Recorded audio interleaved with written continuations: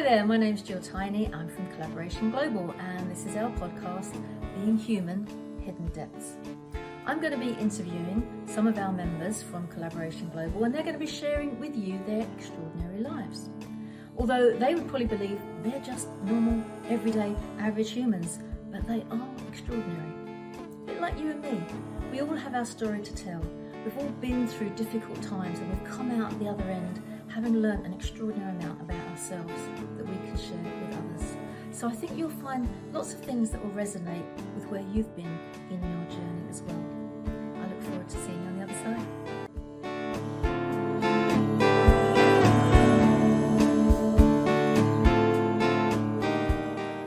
It's quite all right. Hello and welcome to Being Human, Hidden Depths with me, Jill Tiney, on behalf of Collaboration Global. And I'm excited to welcome today the wonderful, all the way from Belfast, Jack Blenkinsop. Hi, Jack. Nice to have you here. Hey, Jill. It is great to be here. Thanks very much for that lovely introduction. No Irish accent then. It's not your local. No, I'm not from here, so no accent. I'm from the southwest, so my accent's very different to up here. Southwest, what part? Torquay and Devon. Oh, lovely. You down there? Yes, I love it down there. There's caves there, isn't there? Devon? Yeah, I can't. What's the name of it? Did you say? Kent's Cavern? Yes, Kent's Cavern. That's it. Been there many a time, and had the theatrical experience, which was quite good fun when they turn all the lights out, and everyone's like, "Oh, what's going on?" You're not going to believe this, but I used to work there. Did you? Yeah. I worked there for many, many years. Yeah, I worked there from the summer of 2007 through to the summer of 2013 before I left the UK and did some traveling. I was the guy that took people around the caves and put them in the dark, like you mentioned there. I actually did my dissertation on Kent's Cavern when I was at uni. So wow. I have a lot of I wouldn't love. be surprised if you took us around. There you go. It's Maybe I did. things Yeah. to turn out, but we loved it. We absolutely loved it. It's a very special place. I mean, I could spend the whole of this session talking about Kent's Cavern. I love it so much. So. It is fascinating, isn't it? I mean, you know what they should do down there is escape room. Turn that into an escape room. That would be fun, wouldn't it? Yeah. Well, I don't know if they still do it, but they used to do like Halloween shows, right? Oh. Which was always well received by those going in there because they turn all the lights off and it's done at night and they decorate the place. And yeah, I mean, it's such a cool place. I used to love working there. But it was just so much fun working there over the teenager. Yeah.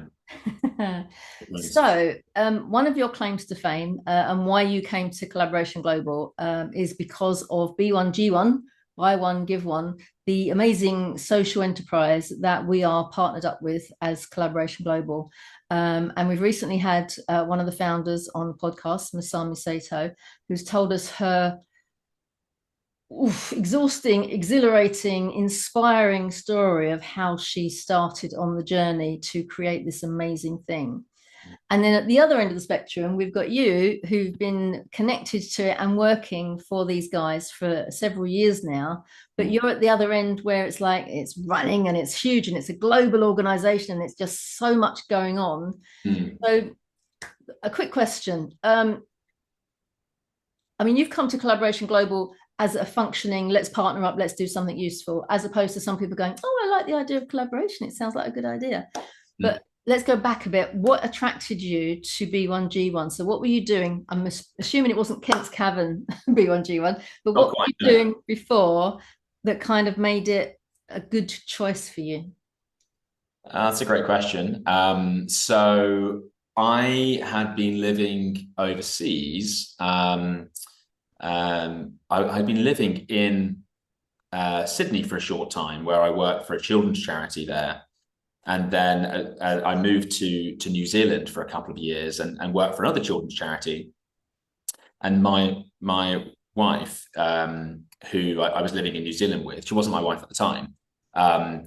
She got a transfer with her work to their Singapore office from New Zealand. So we decided to move from New Zealand, relocate to Singapore. Wow. But she had some work lined up already because she was just getting a transfer where I was leaving my job at the children's charity to move to Singapore without any work. So bit tricky.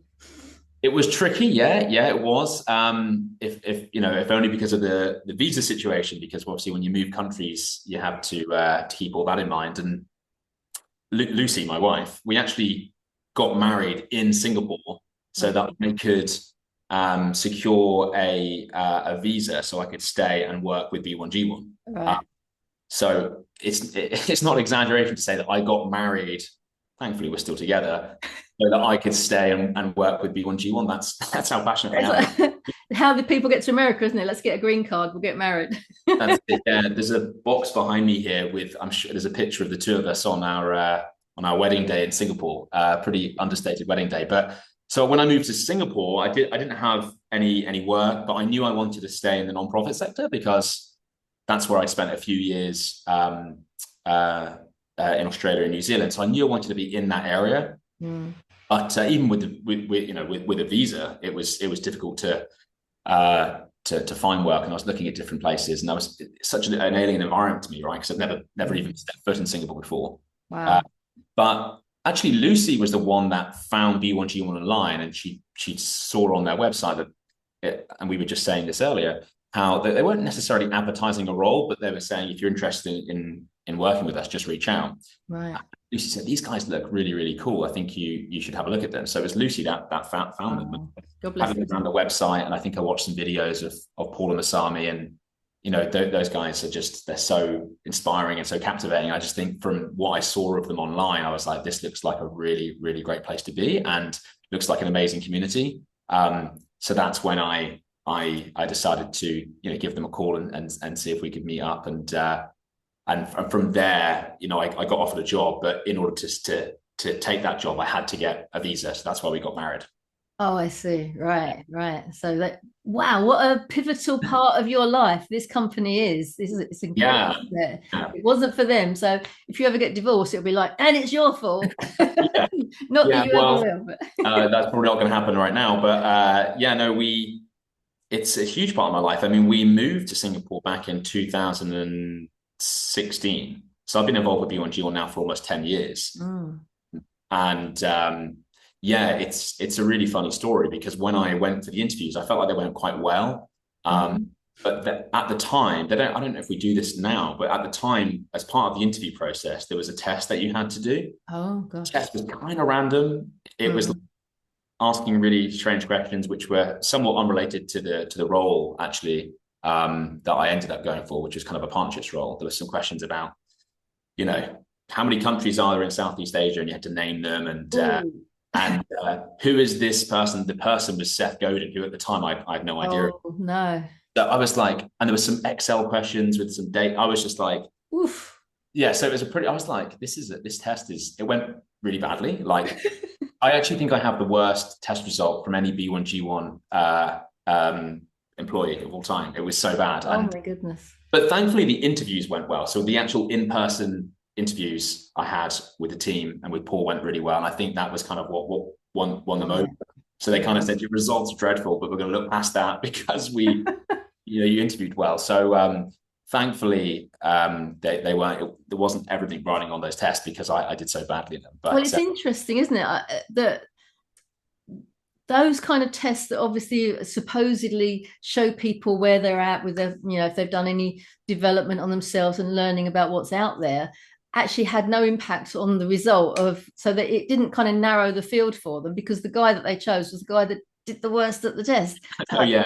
I'm curious. I wonder if they still use that now. No, they don't. They don't. That was about 10 years ago, to be fair. But I think since then, what B1G1 has done, and I don't even know if we still use any kind of test, I must admit, but certainly after that, I think it was like, well, we need to maybe amend this test. We need to tailor it to the role rather than it being so generalized, because there were some questions in there that I really struggled with. And so no, the test was definitely it was changed after that, I think. But I still have, I think, the worst result ever on that test that they ran 10 years ago. So I remember doing those kind of tests when I went for jobs donkeys years ago, and they give you the thing and you're going for a sales job, and you just answer it as though you're what you think they're gonna want. So you end up getting nowhere anyway. And it's just like, well, let me talk to someone rather than ticking these boxes. Let me just go and talk to someone. Yeah, And yeah. I'll show you I can do the job.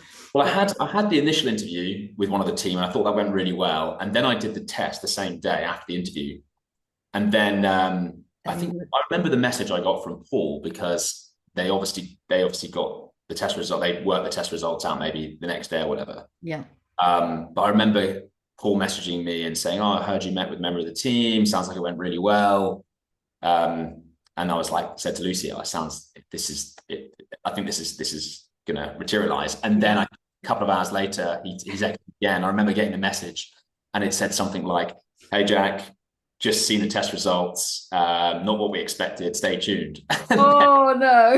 Oh no! But then Paul asked to meet me in person, and Paul and I met in person and just have and got on so well, and have done ever since. And he's been a mentor of mine ever since I joined B1G once. Thankfully, as I say, the in-person conversations went well enough. Phew. Yeah. I mean, who knows what Seth Godin looks like anyway? For goodness' sake, I I think know Seth Godin now very well, but he's the guy with the glasses, isn't he? Yeah. Paul loves him. It's out all the time. Yeah. It's brilliant. He was a favourite of Paul's a long time ago, because I've known Paul probably about 15 years now, or at least of him, if not known him in person.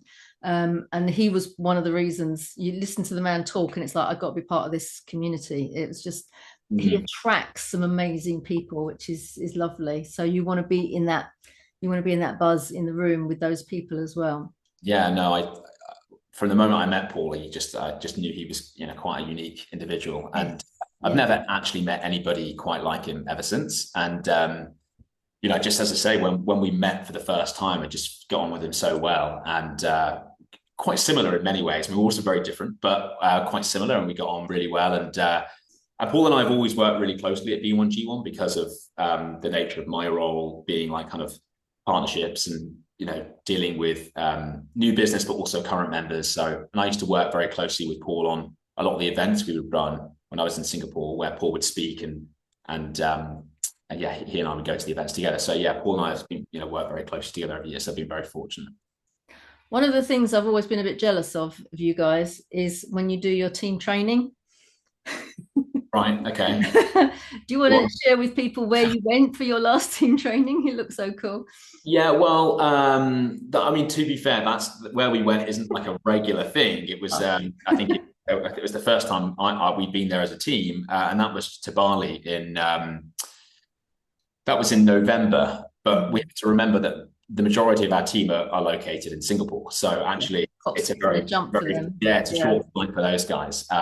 But Bali is also the birthplace of B1G1, right? That's where we started back in 2007. So we had a strategy week there with the whole team, the whole global team, because we have team members here in the UK, but also down in South Africa and the Philippines and India, and all those guys came together in Bali. We had a week together where we spoke about what was coming up and a strategy for 2025, which the whole theme of that was time to rise. So yeah, it was an amazing week, of course. And do you know what? Bali's amazing, and where we went was amazing. But more amazing than Bali and the retreat was just being together with the team. I mean, because we've gone together in Singapore since I left Singapore. Lots of times we've flown back and we've had weeks together there. And it's just being in the presence of the team, whether it's in Singapore, it's in Bali, or it's anywhere else. I mean, we had an event here in the UK, down in London, just in May. Paul and Masami, B1G1's co-founders, and Raki, my colleague who lives in London. We were there for the first time, probably since Bali, and it was just so good to be in their presence. So everything is done virtually for me because I'm based up in Northern Ireland. So the Bali trip was amazing because it was Bali, but also just seeing the team again in person was just great. I would imagine one of the other things that are pretty mind-blowing is going to visit some of the places that B1G1 supports through the impacts that they make. Have you been to many projects around the world, or just visited one or two, or what impact did it have on you? Yeah, so we obviously run study tours to these areas where we have worthy causes located and their projects. And the last one was in Cambodia January last year, which I didn't go to. We have team members in Singapore that again are just a short trip from there, so they went instead. But when we were in Bali in November, some of the global teams, so some of the team based in the Philippines, were able to go to the John Fawcett Foundation, who are based in Bali, who provide eye operations, cataract operations to people with poor vision, and they couldn't believe the work that was being done there. But personally, as a whole team in Bali, we went to the Roll Foundation, who are based, I forget where in Bali, to be fair, but they do such great work with beach cleanups. There's a lot of plastic waste in Bali on the beaches there, and I've did a couple of LinkedIn posts actually after that, because it really stuck with me. I mean, we were clearing up trash from the beaches on one of the days we were there, and I mean the level of waste on the beaches and in the waters in and around Bali, and I think Indonesia generally is really high. And there are reasons for that. I mean, there are good reasons for that. I think that there is an education piece there for those that live in Indonesia, and that's part of it, but they just don't have the same infrastructure they would have, for example, here in the UK in terms of waste management. So Roll Foundation work really, they work incredibly hard to educate and to manage that waste by doing beach cleanups. And so I mean that's one of the more recent examples of being able to actually see the work on the ground, and all of this work that we're seeing is being hugely enabled by B1G1's members, because they are giving to these projects like the beach cleanup, for example, that we list here at B1G1. So, but yeah, the work that some of our worthy causes do, it's that I've seen firsthand, but also hear about from the team who have been on these study tours.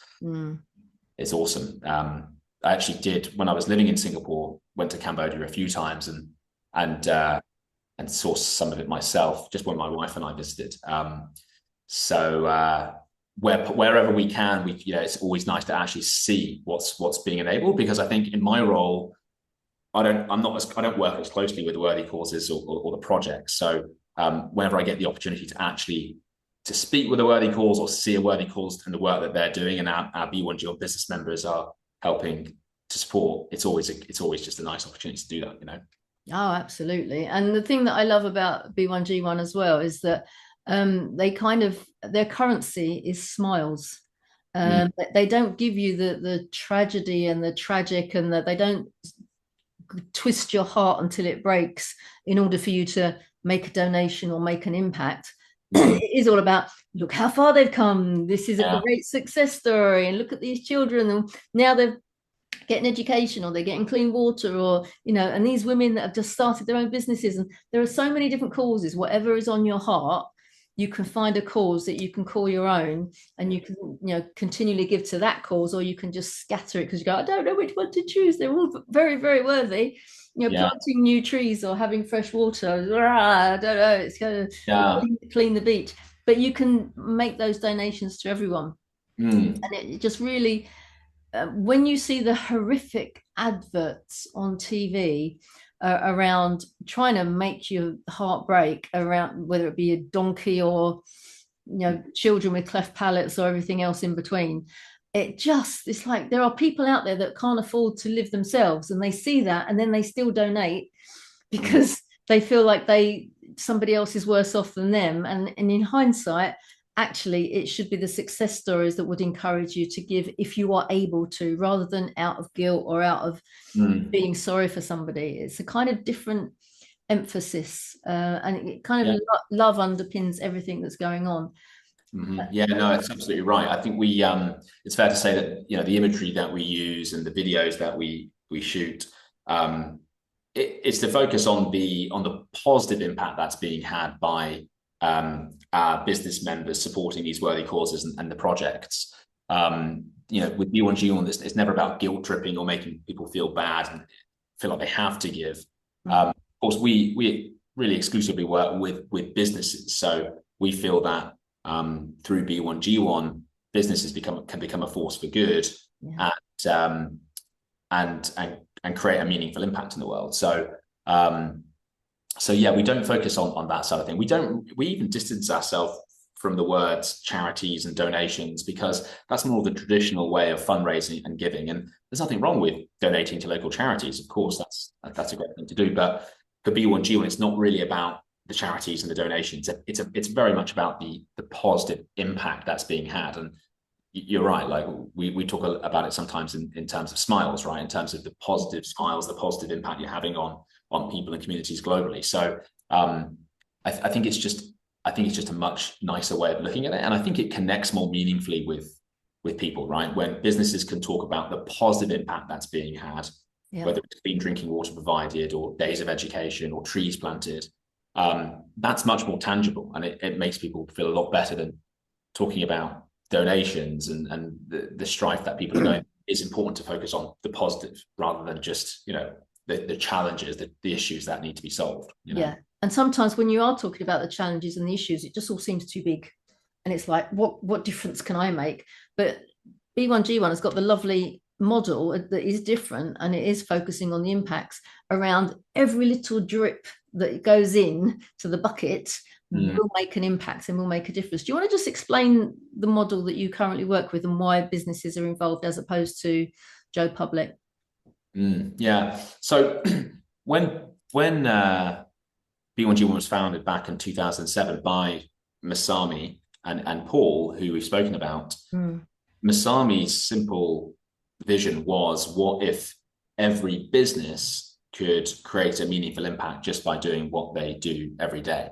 And I think, individuals can do great things, of course, but we believe that it's the business owners globally who have the real power, right? Because of the type of work that they do, because of the teams that they build, because of the reach that they have.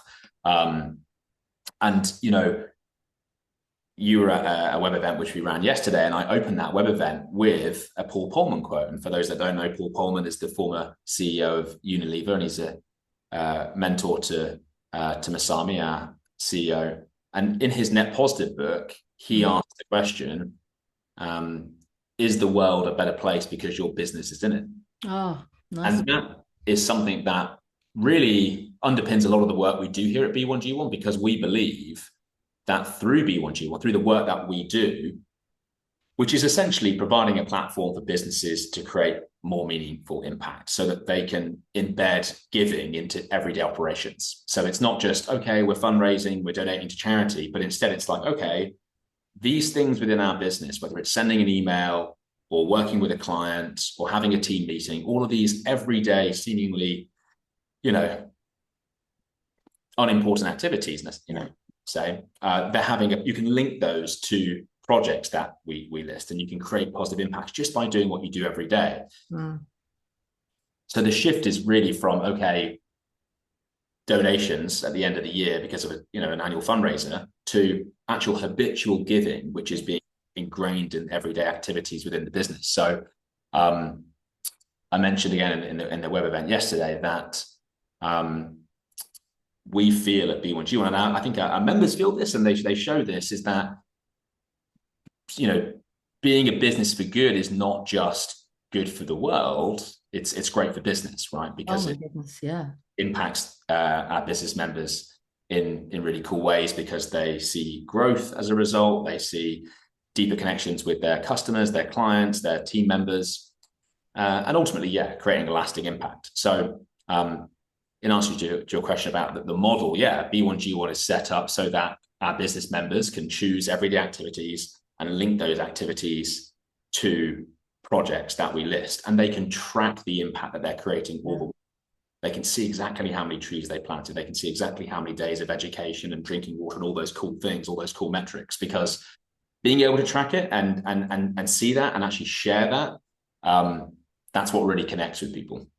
I was just going to say that, and that's part of the important thing, is they can add that to their website or wherever they're doing their marketing, and it's a visible pictorial state that if somebody knows nothing about them and just goes on their website to find out about them, it's like, oh wow, this is interesting, look at what they're doing. And one of my big things about B1G1 is, not long before I discovered them, I'd watched a TED talk by a guy called Ricardo Semler, Mm-hmm. One day, I don't know if he's still alive, this is a long time ago, I'd love to meet him, because he said that he was talking to a friend of his. This is on his TED talk, and he was talking to a friend of his who was a multimillionaire, and this guy came to Ricardo and said, Ricardo, I've done well with my life. I think it's time that I gave back. What do you suggest? So Ricardo turns to him and says, well, if you have to give back, you took too much in the first place. Mm-hmm. And that just, oof, that blew my mind at the time. And then B1G1 pops up, thank you, universe. And it was a vehicle to give as you go. Mm-hmm. And when Yeah. you are giving as you go, you don't realize it at the time, you don't see it, but there are so many positive implications from your customers choosing you because of what you're doing, your leads following you because of what you're doing, your staff staying with you because of what you're doing. Mm-hmm. All of the savings and the stuff that you would be doing, a member of staff disappears because it's like, oh, well, I was doing this, but I can go and get more money for that somewhere else. But it's not, well, actually, this company, I might not get quite so much money for working with them, but they're doing so much good in the world. And I just love the fact that they're constantly giving Yeah. as they go. And so we're having such an impact, almost subconsciously, just because we are connected to B1G1. And that to me is like, that's not normally out there. And one of the other sticking points I used to get with donating to charity was, if you've ever seen Salvation Army offices in London, Mm-hmm. oh my goodness, they are glass tower palaces. And it's like, why? Why aren't you just down in Stepney and somewhere a bit cheaper? You know, why is all that money being spent on this amazing, huge building? And oh, by the way, how much is your CEO being paid? Ridiculous amounts of money. So this just feels like it's real. And the money we donate goes 100% to the causes, and you get to choose them. And then you get to visit them if you wanted to. And then there's just this reality check of it's not you're not writing a check at the end of the year because you feel you ought to, or because you should, or because you're obligated, or you think other people will see you doing it, so it's a good thing to do. It's just in your makeup, in your DNA, in your business. And if anybody's seen my TED talk, I have a little rant at the beginning, um, just saying that we are the SME world in the UK at least are the backbone of the economy. Mm-hmm. And we are known for having so much power because we're employing most people, we're generating the most turnover, we have access to so much, and yet we have so little power. So Mm-hmm. why don't we take the power through vehicles like B1G1 to actually make a difference because of our business? So at Collaboration Global, we're attracting people who are doing that, not necessarily with B1G1, a lot of them are, but not everybody, but Mm-hmm. they use their vehicle as something for good. Mm-hmm. And what I say is the commonality. People go, well, what sort of businesses do you have? And I said, it was not really the business, it's the people, it's the business owners. And the commonality of them is they're all up to some good. They're Mm-hmm. all doing something, Yeah. utilizing their business as a vehicle to make a difference.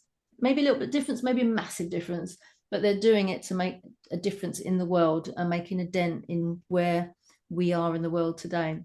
Yeah.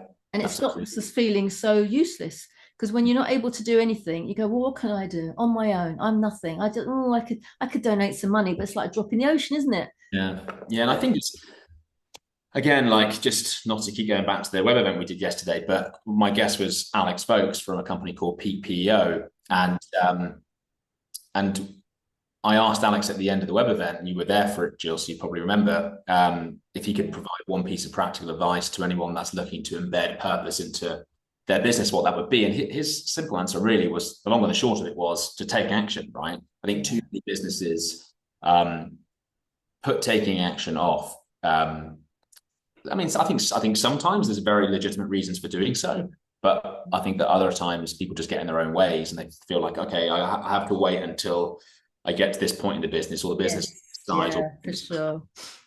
and actually, more businesses need to take action, because when we put these things off, they sometimes just never happen. And I see this in my role. I really do.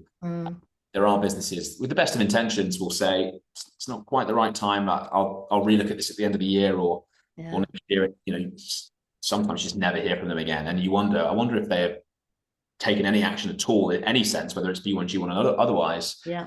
So I think taking action is so important for businesses, and we make it very easy at B1G1 Oh my goodness, so easy. Yeah.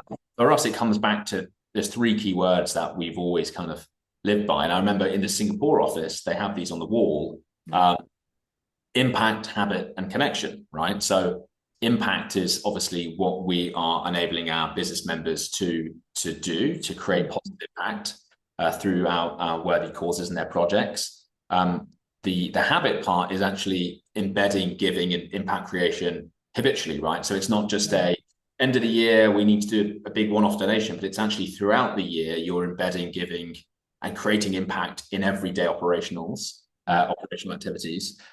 And then the connection part really is that comes from from creating the impact, right? And it being habitual, because when you're creating impact in a habitual way, and it's like second nature, and we see this, and I'm sure you'll agree, you connect more meaningfully to your customers, clients, team members, in your case, to the community, and even to yourself, because this becomes a part of the fabric of your business and what you do.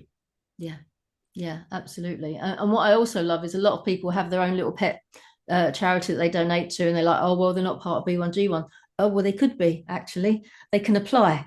So just because they're in the UK and they're not over in, Southeast Asia and suffering, or in the jungles of South America, you can apply as well. And so long as you tick the boxes and fill the criteria, then we can carry on giving to your business, as your charity that's your special one just for you as well. So I think people that are reticent about doing anything, that phrase that comes back to my mind is like, well, if not now, when? And if not you, who?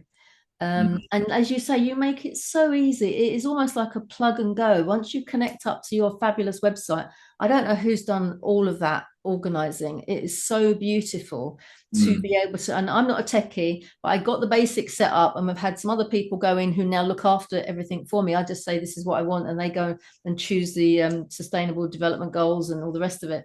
But it's so simple, push and click and off you go. And then you've got that on your website. You've got that where you can refer back to it. You can find ways of gifting it to people and so many different things. And for us as an organization, every time somebody joins, that's an indication that as long as they're a member, part of their membership fee will go to B1G1. And if anyone comes to any of our meetings, then and they get to choose, even if they're a guest, if they only ever come once, because they've turned up, thank you so much, we're going to donate something, we're going to make an impact on your behalf. And they love it. Give them a QR code and they're off, and they want to push the button and off they go. And it's just little things like that like you say, can embed in that. So why would you rather go networking over here and meet lots of lovely people and learn stuff, or go networking over here, which isn't really a networking group? You're really talking about love and connection and deep business values. And they do B1G1 as well. Oh, I can make a difference. Oh, that's brilliant. Oh, I'll go over there. It's a no-brainer, really, right? And I think just to come to your point there about partnering with charitable organizations here in the UK, of course we do have charitable partners here in the UK. We call these charities worthy causes, but we have worthy causes based here in the UK and projects here in the UK, and we're always getting new charities applying to be a part of the B1G1 worthy cause program, and it allows businesses that we're partnered with to give to UK based projects as well as globally. That's really cool. And to your point about there's this networking group or there's this networking group, and this one is doing great things and giving back and creating positive impacts. It just seems like a no-brainer, right? And I think you'll know Steve Pike well, no doubt. Yes, yeah. So Steve is obviously a long time member of B1G1, retired accountant now, but Steve's an amazing person. And he's always likened it to if you had two coffee shops, right? And they're next to one another, coffee's the same, they're charging the same amount, but when you buy this coffee from this coffee shop, you're providing access to clean drinking water to a child in Tanzania for a year, versus this one, which you just get your coffee. If they're identical coffee shops, identical coffee, which one are you going to go for, right? So, so there is that side of B1G1, and it does make a lot of business sense as well. So, it's a win-win, really. Mm. The thing I like about Steve Pipe is he's constantly working. He's a wonderful ambassador for B1G1. Yeah. And he wrote a book, Time to Rise. And I wrote the foreword for part of that. And also, he's got a follow up book that he wrote with Paul Dunn. And he lets us have that. And we give that out to our people that turn up at the Yeah, meetings put as it down well. there. Better business targets, is it? Is it? Yeah, I can't remember. Steve has written so many great books that I, Yes. but yeah, Yeah. he's an amazing person. I can't speak highly enough of Steve. Yeah. Good fun. So when you're not working with the amazing B1G1, and I would imagine there's a little part of you that is, oh yeah, I want to do that and I want to do that bit. And oh, I said I was going to do that and it's a bit late now, but oh, I'll get it done because I just love doing it. It's very, when you're loving what you're doing, it's very hard to kind of, family time. There's a time when you can, and what do you like doing outside of B1G1? Yeah, it's a good question, because I work from home as well. So I think when you, and I'm sure anyone watching this that does work from home can understand this, but I think when you work from home, especially when you enjoy what you do, the lines between work and home life are blurred. But I have two very young children. I have an almost 2-year-old and an almost 4-year-old. So it's important for me to be really present when they're around. I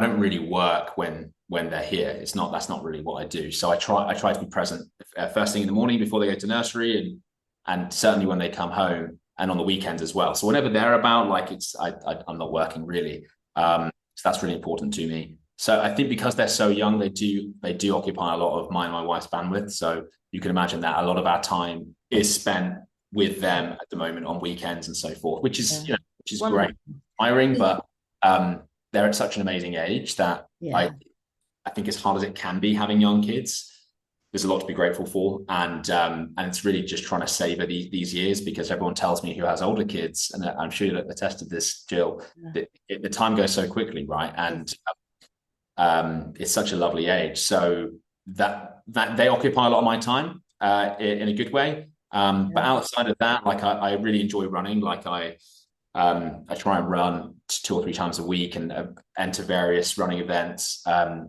throughout the year. I've done a couple of marathons this year. Oh wow! Marathon. So I like doing long distance events. And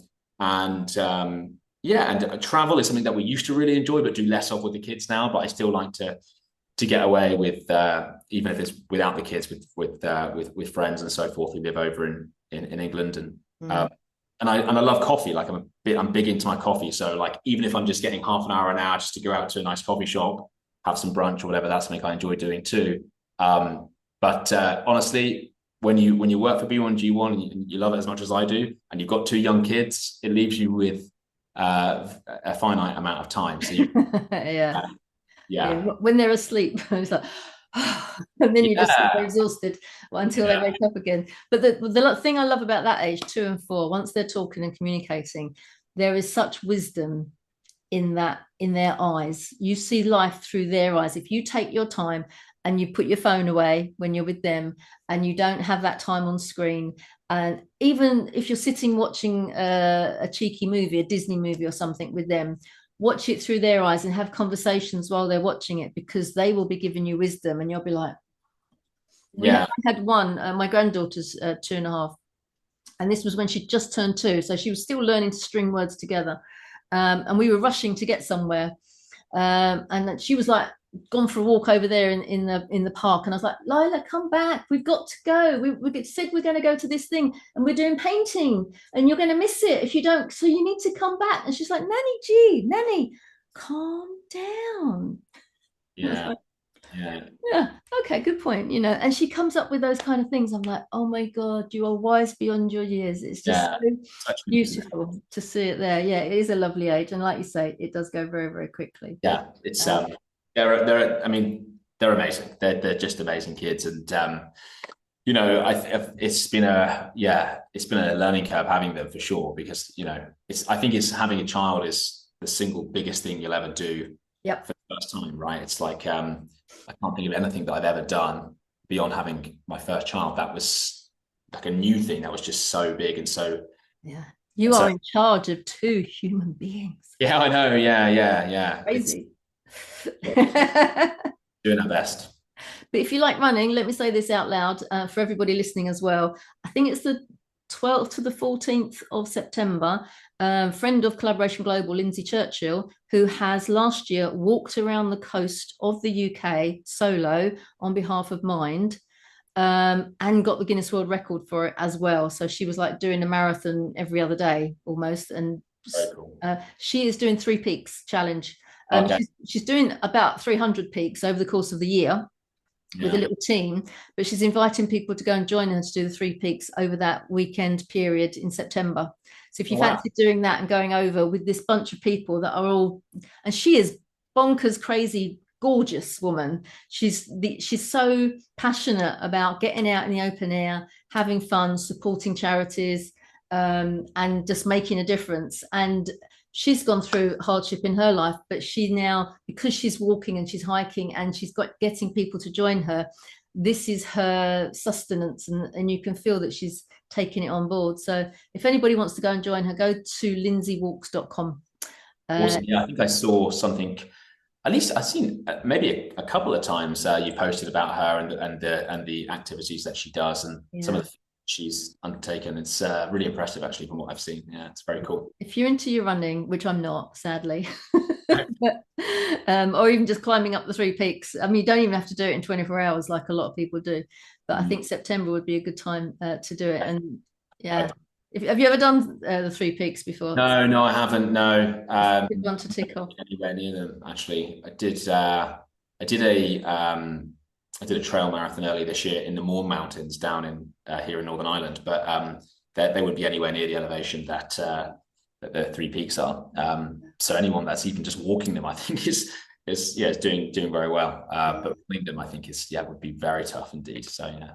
It's a challenge. The other one that's a challenge, our son-in-law did Ironman. Yeah. Oh, I know. Yeah. Yeah. That's just unbelievably impressive. Yeah. I mean, I'm not really a swimmer. I can cycle, but I don't really do much cycling. So the thought of doing an Ironman is just. I just thought he was crazy. Absolutely crazy. And then after he'd finished about half an hour, we said, "Are you going to do it again?" Never, never, ever, never, never, ever, ever, ever in a million years. And then at breakfast, he went, "I would quite like to beat that time." Yeah, that's how it goes with these big events, right? Yeah, in the moment, you're like, "I'm never doing that again," and then time passes, and you move the furniture in your mind, and you forget. Yeah, the pain. It's a bit like childbirth, but you never forget that pain. So give us an idea, Jack, about the size of B1G1. How many businesses roughly are involved, and how many good worthy causes are involved as well, roughly? Yeah, it's a good question. So it depends. Yeah, I mean, I think at the moment we have around 2,500 businesses here at B1G globally. Yeah. And worthy causes, I actually am not entirely sure. I think it might be in the region of somewhere between 70 and 100. I think it might be fewer than that. I feel like I should probably know that number, but check it out. Yeah, I probably don't have as many as 100, but I'd say maybe somewhere in the region of 50. That's lovely. Yeah, that's a lot to be looking after. It's just beautiful. Yeah. So the worthy causes list projects with us, and we have just over 450 projects. So the type of projects is determined by the type of worthy cause. Right. So one worthy cause might focus on conservation. So the projects they list with us would be planting trees, protection of rainforests, that type of thing. And then the next worthy cause might be focused on something entirely different. It might be education. So the projects they list with us are, providing access to education, whether it's textbooks or e-learning facilities, that type of thing. So that's one of the great things about the worthy causes and the projects. There's just such an array of different areas that our projects exist in. So whether it's providing education or clean drinking water or planting trees or providing business loans or whatever it may be, there's so many different projects and there's so many different categories that there's generally something for everyone. So it's really, really cool. In fact, the community being so big and so diverse is one of the things that I love most about it, because if you look at our business members, these business members they're so different from one another. We have business solopreneurs and startups, one person outfits, right up to really big corporates with hundreds and hundreds of team members. And these businesses operate in different industries, in different countries. We have members across North America, Central and South America. We have lots of businesses, of course, here in the UK and Ireland, across Europe, headquartered in Singapore. So we've got members in Southeast Asia. Paul and Masami used to live in Australia and New Zealand, so we've got a big presence there. So we have all of these amazing businesses globally and all of these amazing worthy causes and their projects globally. Yeah. And it's just really unique community, just doing amazing work around the world. It's awesome. Yeah. You're like a matchmaking service, aren't you? For yes. the people that want to help and the people that need the help. And, you know, I wonder, like you say, there are these study groups where you can go and find out where your money is going to, can't you? And see what's going on and support and help physically with what's going on too, which I think is a lovely. Yeah, the study tours are, I think we were running them basically every other year before the pandemic, which, you know, feels like such a lifetime ago now. Yes, yeah.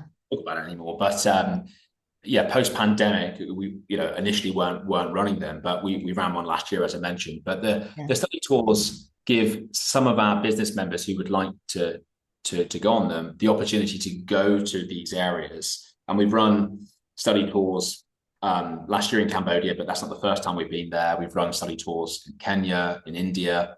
There are plenty of projects based in Bali, you know, so we've seen those firsthand. These study tours, as I say, allow members to go and visit the worthy causes you operate in these areas and see some of the projects, get involved with some of those projects. They're just life-changing. You know, if you speak with anyone that's been on any of these study tours and being able to actually see the work on the ground and see what this amazing community of businesses is enabling, right? So all of these businesses are giving to these projects. They are creating impacts with these projects, and so they're able to, when they were able to see that impact on the ground, you know, it's just awesome. So I know how popular they are when they come around. And when people say, what can I do? It's just me, I can't make any impact. Well, when you join up with all those other thousands of businesses, you can make a pretty big impact altogether. And that's the whole philosophy of Collaboration Global. Together we're stronger. So it makes perfect sense for us to be part of B1G1 as well. Yeah, absolutely. So I think I always say this to businesses I speak with, right? It's like, if you look at B1G1's global impact total, right? So the B1G1 is the unit of measurement which we have for giving. So if you plant 10 trees, that's 10 impacts. If you provide access to education for 100 days, that's 100 impacts. That's in its simplest form, that's how it works.